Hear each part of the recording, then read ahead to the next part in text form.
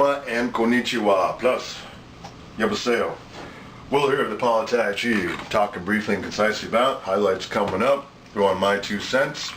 Hopefully it's worth a quarter for you. Although in this case, it's definitely worth a fucking a quarter. This fool right here, pasty-faced, bleeding heart judge. It's a perfect vignette of why it's important to get level-headed people in there, centrist-wise. I'm not so much pro-GOP, I'm like anti-all Democrats. It's not the case at all. I was a card-carrying Democrat, but always slightly left of center, until recently. It's very important to have level-headed judges in there. They have a little bit too much power. One person can affect something nationwide, but in this particular case specifically, you know, it's as a strict matter of legal interpretation, he seems to have sort of crossed the line, but alright, so this gal used to be an MSNBC regular.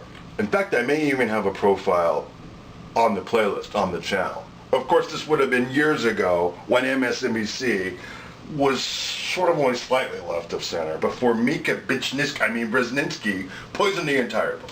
But she was a regular.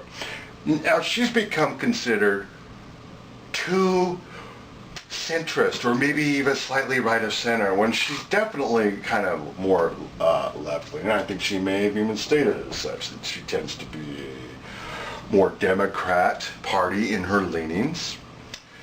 Anyhow, she's now a regular on Fox News, which is why, if you're not watching regularly, you should, because Tucker covers some very interesting stuff with a political slant, or within a political context to it. But she's been the spokesperson, or the gal who's brought attention to this particular subject for years now. Very well spoken. Thanks for watching. Roll. 8 adults accused of mutilating children are going free after a judge struck down the law they allegedly broke.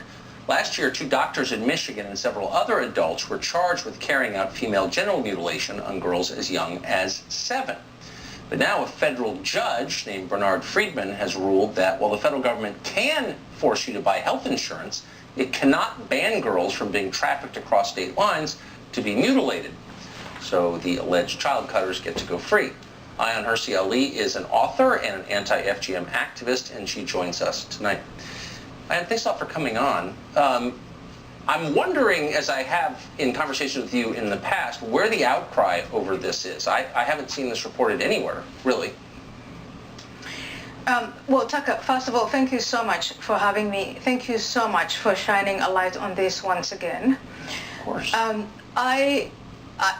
Yeah, there is an outcry on one side. There's no outcry on the other. I've had so much. I've just spoken to a lawyer.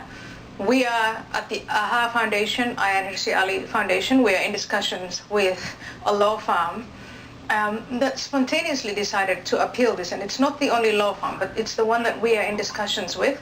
We need the Department of Justice to act, and to act right now, because if the Department of Justice appeals, we can go forward and, at least challenge the ruling of this judge.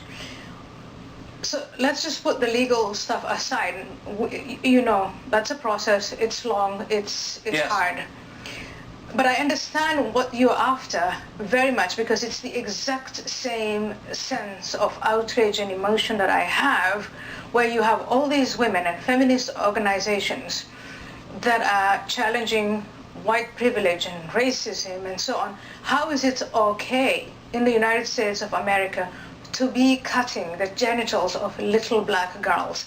How is that not racist?